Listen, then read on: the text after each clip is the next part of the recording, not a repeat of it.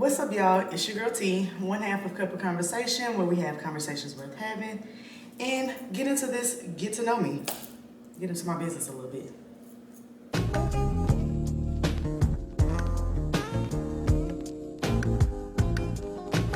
Back in the days when I was young, I'm not a kid anymore. But some days I sit and wish I was a kid again. Back in the days when I was young, I'm not a kid anymore. But some days I sit and wish I was a kid again. So let's start off. We're gonna start off childhood. Okay. How do you think the passing of your dad shaped you into the woman you are, and how you deal with men now? So my dad passed away when I was 7. I don't have, I would say, I always say this all the time, God didn't bless me with the, a lot of film in my memory. I don't remember. I'm not one of those people who can like pinpoint, oh, that happened when I was 5, 6, 7. I've never been one of those people. I've never been good, but I have like spurts of either super joyful moments or super traumatic moments. And I know I have like this video burned in my brain of me like getting to see my dad like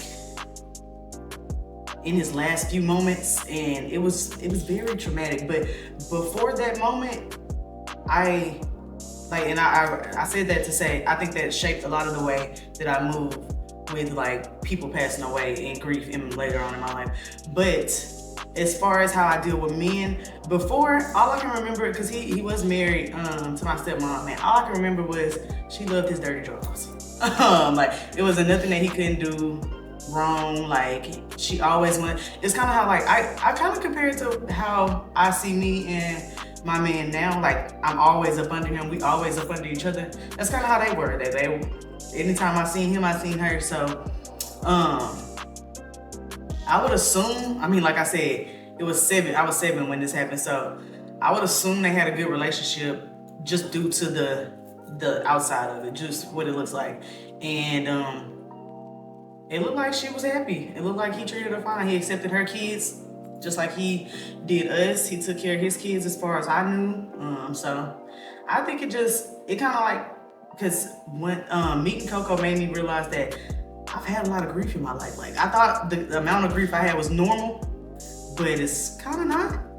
And it seemed like it was. So I guess that kind of just like started the shape of the grieving side, my grieving side.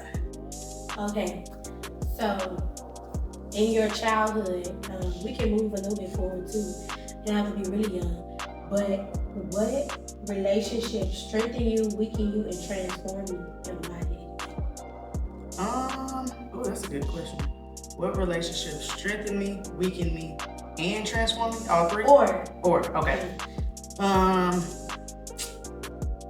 I would say the relationships I grew with my friends around like town and around the neighborhood. I have older siblings, but like Coco explained with her older sibling, but yours is outside the house. Mine never, they were just too old to kind of like have that kind of connection or that bond that you see most people have with their sisters or their brother. Now me and my brother did have a tight connection because we have the same mom and dad, so I don't know what about that bonded us, but we were the only ones in the house with the same mom and dad. Yeah, I had different dads and stuff. But anyways, so that made me and his bond grow strong. But I think my strongest connections was the friends that I made around the neighborhood, and they grew my character because I got to experience different walks of life. Like my friend that I grew up with down the street, her family was very religious, very in the church, very structured, whereas mine was not structured at all. My mama worked 12 hours. We kind of just went with the day. Like, you know, if this person gotta watch you, that's who gotta watch you that day. If, you know, I can't be home and you gotta cook dinner tonight, that's just what happened. It was kind of like a go with the flow type thing because she worked so much. So I think my strongest relationship that transformed me was just my outside relationship, outside of the house. People that I actually got to choose to have a relationship with, like, and they shaped me just because they showed me different walks of life. How has your faith or belief system evolved? And what experience shaped that growth? So I would say it's evolved because it was little to non-existent at first, just because, like I said, I have a family that was not really structured. I had a family like a hustle and bustle, make sure the money's made, make sure the kids are fed, make sure we're successful type family. I didn't have one that was really structured in religion or spirituality or anything like that. My great grandmother, who passed away when I was in 7th grade, was like the anchor for all that. Everything religions or my belief base. So I knew I was based in God, in Christ. I knew because that's where she started us at. But she didn't have us in church every like some people grandma would have them in church Monday, Wednesday, Sunday. She kind of put it on us, but she didn't force it on us. Like if she seemed like it was something that she just kind of had to drag us to, then we'll just go on Sundays. But she'll be there Wednesdays, Mondays, whatever day she could help.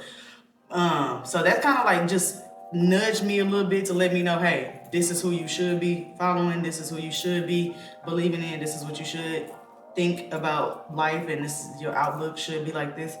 But a big, I want to say a big change just came within the last year, meeting Coco and just seeing somebody around my age that was into church and loud about it. Because I know a lot of my classmates are very big in church, but when I say at school you couldn't tell that, like nobody knew that.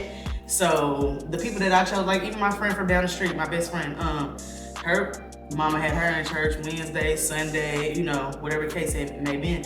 But when she was with us, she was with us. So it nobody ever reflected that from me. And like I previously said, some of my outside relationships structured like, the way I thought about certain things. So I always thought at the beginning that the church thing was just like this what you do on Sunday, but you do your thing every other day of the week, as long as you're going, you good, type thing. So I think that starting to have those kind of realizations last year and even the year before in 2023, because I think that's when we met, or 2022, whatever it was. That's when I started having those realizations like, oh, you can be an adult, you can still be cool, you can still be successful, you can, still be fun, even being anchored in your religion or your purpose or whatever you feel like is for you. So I think that's kind of where my biggest transformation came, is just knowing. Because if you don't know, you don't know. Like, all I was shown at first was church was Sunday. Everybody else pull out the parking lot, smoking their blunts, drinking their liquor. Everybody go on about doing what they want to do with life. But now that I'm older and I understand better, and I'm glad I kind of learned later on in life, because who knows if I would have accepted it or rebelled more against it. Because even today, I have a lot of questions. I have so many questions, honestly. I ask myself, like, are these God burdening questions? Like, he just want me to know the truth? Or is somebody trying to make me doubt for real? Like where's all these questions coming from? So I think that I think I'm on the right side of it, but that was one of my biggest transformations. Do you care if I add something to that? Go ahead. Yeah. Okay, so you talked about your faith and how your faith has changed over the years. And over the past year and a half, 2 years. And I know we talk personally about Bubba's thoughts on faith and stuff like that. Mm-hmm. How do you think that being, now I would say an issue or being something that y'all need to talk about, how do you think that would have changed your view on your faith or your view on long-term marriage with him? I think if I had that mindset when we got together, I would have expected him to not necessarily have that mindset, but at least be on the way to it. So now that this is like a late blooming thing for me, it was later on in our relationship, it was later on in my life. I think that I can't force him to be where I'm at, because that would be just like when we talking healing. Like, I can't force nobody to go dig up their childhood traumas and address them if that's what I'm doing. So I think I just look at it as everything is 2020 in hindsight. Like, you see everything clearer now. So in hindsight, of course, that's how I would have liked it to be. And, us being on the same page, and I was just saying this the other day when I was watching, I watched that 680, the battalion movie with the ladies in the army. Y'all know what I'm talking about. And I was just saying, man, I wish I lived in them times where the girl was kind of scared of her mama and she didn't want to, hug the man in front. Like, they were just courting. It was like a courtship. Like, he just was really into her. Like, I really wish I lived in them times, because I really appreciate the art of everybody just not sleeping with everybody. Everybody, having their own kind of build up to something, and not just throw yourself in relationships or, just because I like him. Like, you got to know he like you. You got to know he put in that effort, that time, and vice versa. Like, you got to know she like you. I know she's putting in that same kind of interest in you. Like, so I wish that we were in those times. Like I said, hindsight is 2020. I just appreciate the fact that he is growing with me and not staying stagnant, whether it's a few steps behind me, or if I'm a few steps behind him, because like I said, he had to make me go to church a couple weeks ago. Like, we got time, baby, we got time. So, like I said, at the beginning, neither one of us was thinking about that at all. We weren't thinking about marriage, we weren't thinking about asking each other, what's your religion, what's your faith look like, what does that look like for you in the long run? But now that we are in that space, I'm just glad we are aligned and it's coming together, because a lot of people could grow apart in seasons like that. Okay. You talked about like sleeping with certain people, having somebody that you really court and this and that. Mm-hmm. So with your past relationship, you spoke about this before on the podcast. How do you think your own personal insecurities play a role in how you view relationships, how you view friendship, partnerships, all of it, and what effect did it have on you? So up front and from the forefront, I didn't think I had an insecurity issue. Being the Leo that I am, I was always confident. I've never had, I had friends that we would be at the football game or something and they don't want to walk in front of this crowd by themselves. Like, that's the kind of insecurities he's talking about. So just like we mentioned earlier in the year, sometimes it feel like you're doing better just because you ain't as low as the people around you or the people you comparing yourself to. That's how it was for me. I was around some really low, insecure people growing up, and I never had that issue. So I thought that I was straight. I'm like, shit, niggas like me, I like niggas, I can pick what I want. I don't have no problem standing up for myself with my friends. I'll fight if I need to fight. I'll do whatever was necessary for me to feel seen, confident, and up front. So I don't ever remember feeling not confident. But as I grew older and reflected, like I said previously, everything, hindsight is 2020. So after I reflected, and after I got into a good, healthy relationship, bro, it wasn't really a good, healthy relationship that made me reflect on that. It was really more so just the knowing better and doing better type thing. I'm seeing better. I'm like, oh, that's how niggas is treating girls. That was stupid of me. That was stupid of me to go along with. And then you think about, it's always, you look back and you be like, damn, he did this and I didn't see it. He did this and I didn't see it. He did that. I let a nigga, I talked about this on the podcast before, but I let a man trick me into a throuple, a polygamous type deal. And it wasn't because, I guess it can start with I didn't have that root in my spirituality, so I didn't know that it was no options to marriage. Marriage looks like this. That's it. It don't look like this, or it It don't possibly look like that. It looked like this. This is what it looked like. So that was my number one. My number two was, I thought it was possible. I thought it was feasible. I'm thinking it's something like, maybe we can make this happen, you know, and it sound like a little better, you know, we got an extra person to help with this, that, and the third. I'm thinking maybe we can do this thing, you know, maybe. But as I start like, even like me and the girl would sit down sometimes and just talk about all the how stupid we look sometimes. And I just was like, I'm sitting here talking to you about this, and it don't sound real until I say it out loud, obviously. So we need to keep on having these discussions so I can have my come to Jesus moment. I need my moment where I'm slapped upside the head with some reality, like. And sometimes it don't help you or it don't do nothing for you until you talking it out loud. So after umpteen times of me and her sitting down, like, yeah, he ain't shit. And this is what he's been doing. Oh, let's compare. What were you at in this time? See, because he told me that he was X, Y, and Z, and you were, like, it was just so stupid. I'm like, I'm cringy just thinking about it. Like, all the stuff we would, like, y'all, for example, one time, let me tell you this one lie that was it was egregious. It was egregious, child. So we had a hurricane. Like, we stay in Texas, and I stay in I'm from Southeast Texas, where the hurricanes are pretty much the worst.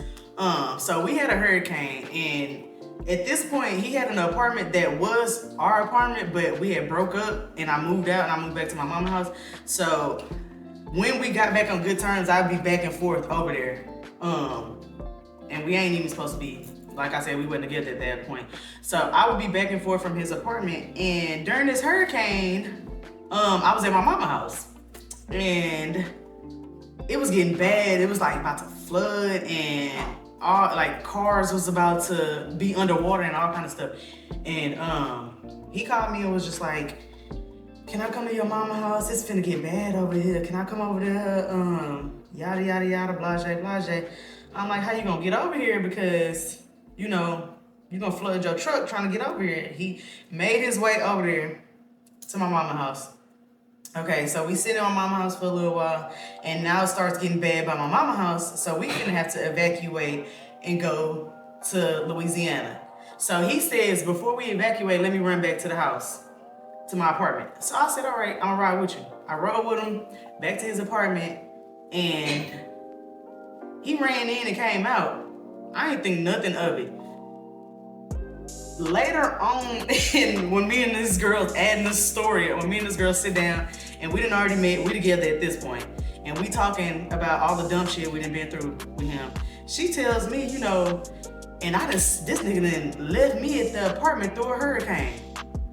I said, huh? She was like, yes, girl, I was at his apartment one time, and it was a bad flood. And he said he was finna go get some gas, and he left me in the apartment and never came back. The lights went off. She was like, and by the time I realized he wasn't coming back, the streets was flooded, so I couldn't drive home. She was like, I'm on the phone with my mama my daddy, trying to figure out back routes on how to get back to Houston because all the roads were flooded, and I had no way back. I'm like, damn, he was at my mama's house. He didn't go get no gas. That nigga left you. He left you in the flood. No lights, the water is rising, bitch. And we sitting here together with him. How amazing is that? Like, oh, the biggest idiots on this side of the planet had to be. I mean, just had to be. That was one of the many stories that we put together. Like, oh, where were you during this time? Oh, he was there. It was just so ignorant. So I think I just thought I had it all figured out. Really, I thought, you know, I got this, you know, especially coming from somewhere of being so confident and having the pick of the litter. I never thought nobody, especially a nigga, would do me that way. And I would let it happen. Like, not saying that I have never been cheated on or anything like that. I just thought I would never get that far into letting it happen. Like, I'm pretty much accepting the bullshit at this point. Like, red flag me up. So, I would say that my insecurities were unseen because I never knew they existed until I look back on them, and I'm like, that was pretty dumb. You have to be pretty stupid and low to even think that that was okay. So a lot of trying years figuring that out, y'all. But going into my 30s now, like I said, hindsight is 2020. You know better, you do better. Now I'm with a nigga that loves my dirty drawers. Can't get enough of me. So. Okay. What specific event or moment shifted your perspective on what truly matters in life? Ooh. Shifted my perspective on what truly matters in life. Like I mentioned earlier, I thought my level of grief was normal, but every time somebody close from me slips from my grasp and pass away expectedly, unexpectedly, whatever the case may be, it just turns a point in me. Like it like, I don't know, I don't want to say it rips another piece off my heart, but it just like, it's like a shift. And it's like something I never really turn back to. It's like, it's not one of those, oh, you just doing that because it's you in a moment, you know, you grieving right now. It's like something that turns and I never go back. I always have a little bit more respect for life, a little bit more gratitude for where I'm at, and just the things I've accomplished, little, big, small, wherever. And whether people think that I've made it far or that they think that I'm not doing shit at all with myself, I've just always, you know, learned to love it, learn to deal with it, learn to accept it, and it is what it is, because I want to say I've been losing so many people. I think and then outside of just somebody in my family, I think the first friend I've ever lost was like in 6th grade. So like dealing with grief young like that, you learn to like just appreciate shit so differently. Like I tell Coco this all the time because I say this lightly, like she lucky, like she blessed for it's people that have experienced a tremendous amount of grief. Me not even realizing I was one of them until like she was like, no, ain't nobody really passed away around me except unless they were like old or, you know, it was something that we already knew was coming type thing. So that right there, just I think it turns a point in me every time it happens. So I would say that's like one of the biggest things that have changed. What was the question again? Made you view life different? No, gave you the perspective on what truly matters in life. So those are the main things that give me perspective on what matters in life. And just going to church and realizing that I don't have any control. Like it's not my journey it's already a journey that's planned out for me. It's one that I just gotta walk with and be okay with. I'm learning to be okay with things. I've been vocal about, you know, trying to have a baby these last few years. So things can weigh on you heavy when you a woman and you think those thoughts, and a lot of mental health issues, a lot of doubting yourself, anxieties and things like that will take a toll on you. But I've just been learning to step into my faith with the help of my boyfriend and my co-host and just the people around me, to step into my faith and really just not worry so much. Because I'm an overthinker, I'm a worrier, I'm always gonna worry. But I've been worrying a little less. Coco can tell you, I don't text her and be like, I'm about to be 20 minutes late, or where you at? I don't do that no more. I worry a lot less, you know, so that's what I think has changed me. Okay, I had one more question, but I think I'm gonna leave it at that. Okay. So do you have anything you wanna leave them with?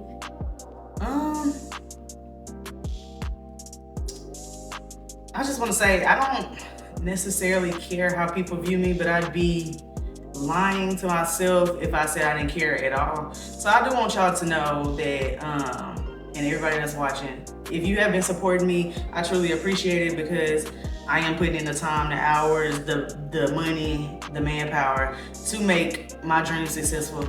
And I always just want to be seen as the girl that came from the small city and made something big happen. I always want to put on from the small place that I'm from. I wish they supported me the way I want to sit back and support them, but that's neither here nor there. I just know my day will come and y'all will be here to witness it. And it's gonna be amazing. Trust me, because I'm putting in the time, the work, and the effort. So I hope y'all see me and see me good. Okay. Did you want to hear the other question? Yeah.